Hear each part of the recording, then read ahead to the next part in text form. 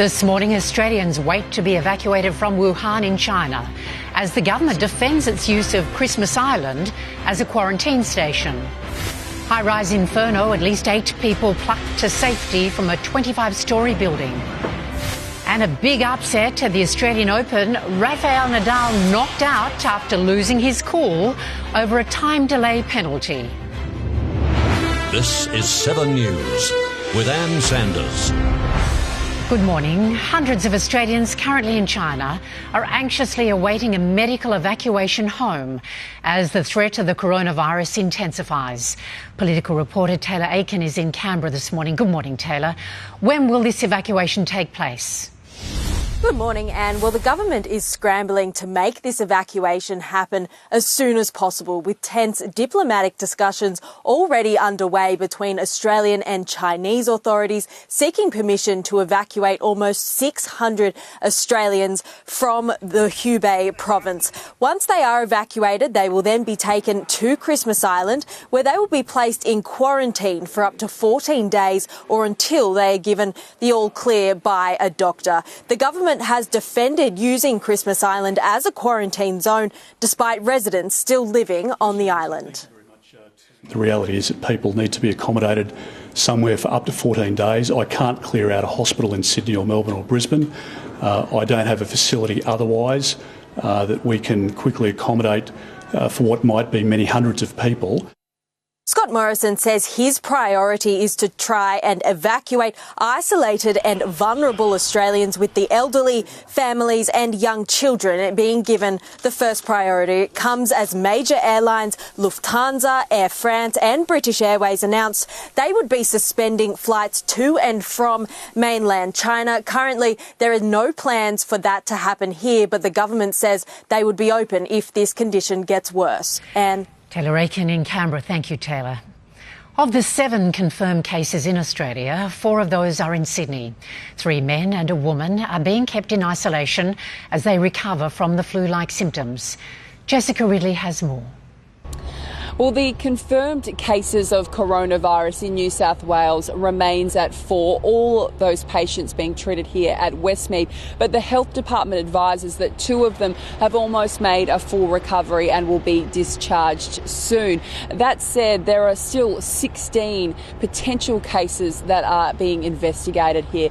But health authorities are really concerned about the misinformation out there, particularly about the spread of coronavirus and whether or not you should be wearing face masks. Surgical masks have been flying off shelves. That's despite the Chief Medical Officer advising that it's unnecessary to be taking that precaution. Now, parents have been told to keep their children home from school. That's at public schools, private schools and daycares as well, if they were in China over the school holidays. And that advice is for the next 14 days to be locked up. It does seem fear is spreading faster than this virus. We saw on Tuesday night a Chinese man collapsed in Chinatown. He was suffering a heart attack, but the people around him didn't offer him CPR, thinking that he may have contracted the virus.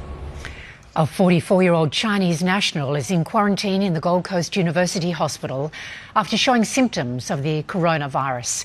The man from Wuhan is said to be in a stable condition. And members of the Chinese women's soccer team are now in quarantine in a Brisbane hotel after arriving from Shanghai. They will remain isolated until February the 5th after confirmation they'd passed through Wuhan. A doctor says all the players are feeling perfectly well. 2 people have been confirmed to have the virus in Victoria. The latest is a man in his 60s who had travelled to Wuhan City. He's now isolated and recovering at home. Before symptoms appeared, he dined at the House of Delight restaurant in Glen Waverley on Australia Day. The restaurant is now closed. Melbourne tram drivers have walked off the job this morning as part of their long-running pay dispute. Nick McCallum is outside Flinders Street, where they're about to meet. Nick, has it caused a lot of disruption there today? Well, Anne, I'm at what is usually one of Melbourne's busiest tram stops, right in the middle of the city. This time of day, normally it's full, chockers, not today. This is the 6th tram strike in Melbourne since September. Drivers walked off the job for 4 hours at 10 this morning in a dispute over pay and part-time work. This week, the union has been specifically targeting tennis fans with strikes on Tuesday and again today, adding to the commuters' frustration the heat here in Melbourne. It's almost 34 degrees at the moment. It's forecast to reach 39 degrees later in the day. So the commuters here, while they're used to it, are sick and tired of all of this. We spoke to them just as the strike started. Ridiculous. They're just holding us to ransom. It's pretty sad. You want people from other countries to come and see this spectacular sport, and free trams aren't available. It is frustrating for commuters, yeah. As you can see behind me, the tram drivers are expected to rally in a few minutes. They will return to work at 2 this afternoon. But Anne, judging from recent statements from both the union and Yarra Trams, this dispute is a long way from being resolved. All right, not over yet. Nick McCallum, thank you very much, Nick. Just days after announcing a $1 million reward over a cold case murder, police have arrested and charged a suspect. Hassan Dastan was bashed to death in the Sydney suburb of Blacktown in 1995. Natasha Squarey has more. Police say the 58-year-old got away with murder for 24 years. But just a day after they announced a huge reward for information, they finally made an arrest. Kubalay Kilinjar was arrested at a hotel at Olympic Park around 10 o'clock last night. Detectives say he's always been one of the main suspects in the brutal murder of his boss, Blacktown car wrecker Hassan Dastan. The 52-year-old's badly beaten body was found underneath the car in his workshop in December 1995, and his heartbroken family has been looking for answers ever since. Last year, the case was reopened after new information came to light. And on Tuesday, homicide detectives announced a $1 million reward to help lock up the killer. Today, police confirmed a tip-off from a member of the public helped officers make the arrest, but they refused to say if the reward will be paid out. All I can say is the $1 million reward complemented an ongoing active investigation, and without the assistance of the community, it would make our job very difficult. Kilinjar is right now behind bars facing 1 count of murder. He's due to face a magistrate here at Burwood Court later today. An experienced pilot and his trainee, who were forced to ditch their plane into the ocean off Fraser Island, are recovering from their ordeal today. By sheer chance, police and paramedics were nearby and came to their rescue. Emily Arnold has more. Good morning. Well, this is truly a remarkable story of survival. 66-year-old chief pilot Jerry Gelch and his 22-year-old trainee Tom were on a flight yesterday afternoon when the light aircraft they were in suddenly lost rudder control. That's when Jerry took over and decided to ditch the plane into the ocean, with shocked onlookers capturing the moment the plane went down. An incredible story of survival. These pictures capturing the moment a light plane plunged into the sea. Waiting ashore, the pilot and passenger emerged from the water wearing life jackets, exhausted but without serious injury. The two men were the only people on board, remarkably escaping with only minor cuts. You just go into training mode of what you've been trained to do, and in emergency procedures, and you do it. The Air Fraser Island aircraft ditched in the ocean on the eastern side of the island just before 1:30 in the afternoon. The airline has since been grounded as aviation authorities investigate. Both Jerry and Tom were taken to hospital yesterday afternoon but discharged just a couple of hours later. The plane washed up on the beach overnight and has already been towed, with the Australian Transport Safety Bureau now determining whether to conduct a full investigation. 2 people are fighting for life after being rescued from a high-rise inferno in LA. Helicopters were called in to save those who'd raced to the rooftop, while one man had to hang on to a narrow window ledge to escape the flames. Our US correspondent Paul Kadak reports. Good morning, Anne. Yes, some scary scenes in West Los Angeles this morning as residents tried to flee the flames. Take a look at this. This man climbing out onto what is just a narrow window ledge, trying to get away from the inferno. He is 6 floors above the ground. Firefighters tell us he called out to them he was going to jump, but they told him to hang on as they raced to get their ladder to him. As thick, toxic smoke filled the 25-storey building, some residents raced up to the roof. That's also where firefighters sent those needing medical attention. 15 people and 2 dogs were winched to safety by helicopter one by one, while the rest of the people in the building tried to get out on the ground. Everyone was running down the stairs, and it was a bit of hysteria going on because you didn't know what was happening, and a lot of people had no idea what was going on. There's a smoke coming up, you can barely breathe. More than 300 firefighters responded to the emergency. 11 people were injured, including a 3-month-old baby. The most seriously hurt, 2 men in their 30s who were in the unit that caught fire. They were taken to hospital in critical condition. Because this building was built in the 1960s, it wasn't required to have sprinklers, as authorities now investigate whether this was accident or arson. Anne. Thanks, Paul. Next in 7 News, emotion and drama as the European Union Parliament approves the final UK Brexit deal. And the Duchess of Cambridge surprises preschool students by preparing them breakfast. A salvage operation is about to begin off the coast of Sydney after the discovery of a semi-submerged boat that capsized and disappeared on Australia Day. Police say no one was injured when the motor cruiser overturned. British members of the European Parliament have been farewelled after their last session in Brussels. The Brexit deal was ratified by European MPs, with many saying they looked forward to establishing a new relationship with Britain. Hugh Whitfeld reports. Britain will be out of the European Union within 48 hours, and 3.5 years after the referendum.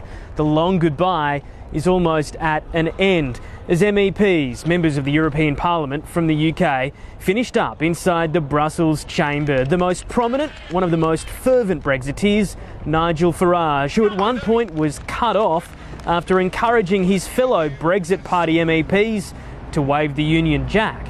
I know you want to ban our national flags, but we're going to wave you goodbye, and we'll look forward in the future to working with you as sovereign. If you disobey the rules, you get cut off. Please sit down, resume your seats, put your flags away, you're leaving, and take them with you if you are leaving now. A dramatic departure for some, a teary one for others, as European MPs voted to approve the Brexit deal by a massive majority, ending years of bitter negotiations before breaking out into a rendition of Auld Lang Syne. It's in fact sad to see a country leaving that twice liberated us, twice given its blood to liberate Europe. The moment Britain leaves Europe will be marked by a street rally here in London on Friday night local time, a celebration by Brexiteers, but there'll be gatherings by so-called Remainers too, some holding out hope that Britain might one day return to the European Union. The Duchess of Cambridge has surprised staff and children at a London preschool. She helped to prepare a nutritious breakfast for the children as part of her campaign for early childhood well-being. The mother of 3 launched a survey called 5 Big Questions on the Under 5s. It researches early childhood nutrition and mental health in order to better prepare youngsters for school. Checking the financial markets now, and the ASX is virtually steady in morning trade, down just 4 points. The Australian dollar is buying 67 US cents, 73 Japanese yen and $1.03 New Zealand. Next in 7 News Sport with Jim Wilson, including 2 young AFL stars are set for extended time on the sidelines. Also a massive boil-over at the Australian Open as Rafael Nadal crashes out to a rising star. Good morning, everyone. In a stunning upset, Rafael Nadal has been knocked out of the Australian Open by Dominic Thiem in a 4-set thriller after dropping the first set in a tiebreak. The world number 1 vented after a time violation. It's really amazing. You don't like the good tennis. You don't like the good tennis. Thiem matched everything Nadal threw at him, much to the Spaniards' annoyance and disbelief of the crowd. Nadal took the 3rd set, but the Austrian held on in a 4th set tiebreak to seal one of the tournament's biggest upsets. He's obviously one of the greatest of all time, biggest legends this sport's ever had, so you need some luck to beat him. It was a great win. Our team will play Alexander Zverev in the semi-final. The Melbourne Stars are confident of snapping their three-match losing streak tomorrow night at the MCG. The Stars take on the Sydney Sixers in the grand final qualifier, but they're not focusing solely on superstar Steve Smith. They're a strong side, and so we can't just focus all our energy on one bloke. We kind of need to focus it on the whole team and hope that we, as a team, can beat them as a team. Haris Ralph is set to play in the qualifier after returning from international duties with Pakistan. Tonight, it's the Hobart Hurricanes taking on the Sydney Thunder in an elimination final. Then it's the Melbourne Stars and the Sydney Sixers in that grand final qualifier tomorrow night at the MCG. All finals live and free right here on 7. Fremantle forward Jesse Hogan is taking an indefinite break from football as he battles mental health issues. The 24-year-old has been absent from Fremantle training this week, and it's believed a setback with his troublesome foot led to an anxiety attack. Now, Sydney Swan star Isaac Heaney will spend a lengthy stint on the sidelines. The 23-year-old will undergo surgery today for a broken thumb, suffered at training this week. But the club is confident he will be available for round 1 of the premiership season against the Adelaide Crows.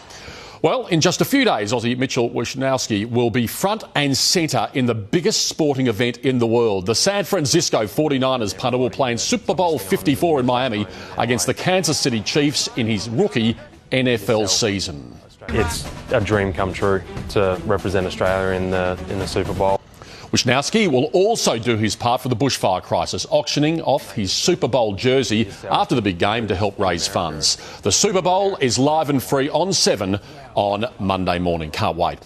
Liverpool's unbeaten march to the Premier League title has rolled on after comfortably beating West Ham 2-0 this morning. Mo Salah opened the scoring before the Reds secured the win.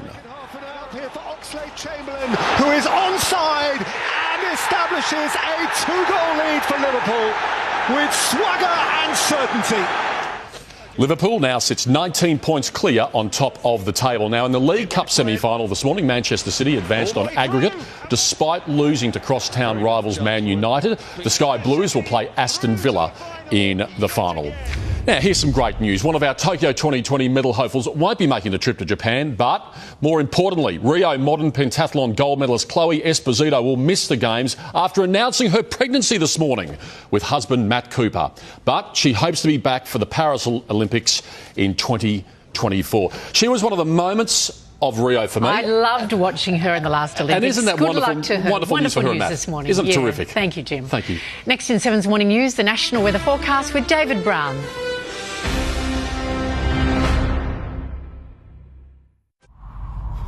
I can't believe I'm telling you this. I wish it wasn't true. It is. It's huge. I can hear it. Sounds like a jet engine. Have you ever seen a fire like this? Never. No man on earth could survive that. The last words he said, I promise I'll be safe. Those that work under me save the lives of many. I'm right. I'm a very proud captain. I wanted to be able to do something. Australia has seen a lot of bushfires. We have never seen anything like this. Hellfire, the 7 News event, premieres next Tuesday on 7.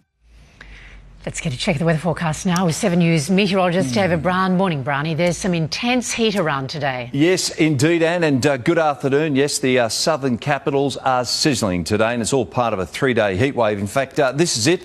Ugly heat in the east is gradually pushing east. Relief sweeping into Melbourne during Saturday afternoon.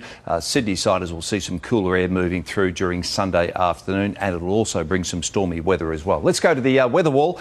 Fine, although rather humid in Brisbane today. Forecast top 31 already there. As we fly into the harbour city, a little bit of high-level clouds sailing through, a little bit of haze as well. Plenty of sunshine though. Today's top, a warm 29 degrees. As we pop into Melbourne, it's currently 34, heading for a hot top of 39 degrees. And Adelaide, of course, sizzling heat today, 38, forecast top around 42 degrees. You'll notice we've got this low that's been drifting across the interior. It continues to drive areas of rain and some storm activity to the red centre. To the north, scattered showers and storms continue over northern parts of Queensland. During the forecast period, there's a cold front building across the Great Australian Bight. It will continue to pump some hot air into the southern states, and it's also driving driving this, some showers and thunderstorms. In fact, they'll pop into Adelaide tomorrow afternoon, 36 degrees ahead of that change. 41 in Melbourne tomorrow. For Sydney, 31 degrees. In Sydney's west, mid-40s are on the way. And, of course, that heat will linger into the weekend. 34 expected on Saturday. So that's the latest weather. More coming your way at 4 o'clock. All right, see you then, Brownie. Thank you. And that is 7 News to now. We'll keep you up to date right throughout the day. I'm Ann Sanders. Thanks for your company. Have a lovely day. Bye for now.